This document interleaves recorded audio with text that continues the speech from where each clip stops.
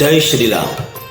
तो प्रभु श्री राम के पिता का नाम था राजा दशरथ। राजा दशरथ के पिता का नाम था अज के पिता का नाम था नाभाग के पिता का नाम था ययाति के पिता का नाम था नहुष के पिता का नाम था अम्बरीश के पिता का नाम था प्रसुश्रु के पिता का नाम था मरु के पिता का नाम था सिगग्र के पिता का नाम था अग्निवर्ण के पिता का नाम था सुदर्शन के पिता का नाम था शंखण के पिता का नाम था प्रबुद्ध के पिता का नाम था राजा रघु।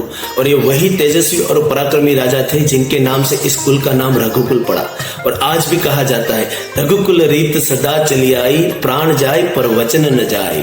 तो ऐसे ही राजा रघु के पिता का नाम था कंकुस्त के पिता का नाम था राजा भागीरथ। और ये वही राजा भागीरथ है जो गंगा जी को पृथ्वी पर लाए थे।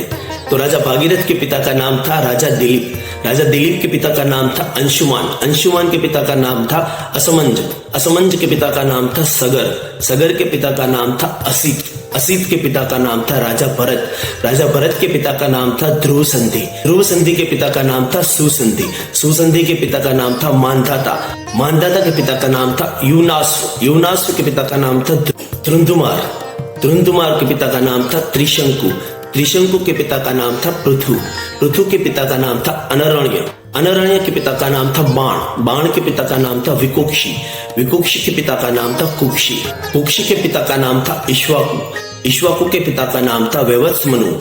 और वैवस्वनु के 10 पुत्र थे। इनमें से एक इक्ष्वाकु थे जिन्होंने अयोध्या को अपनी राजधानी बनाई। और इस प्रकार इक्ष्वाकु कुल की स्थापना हुई।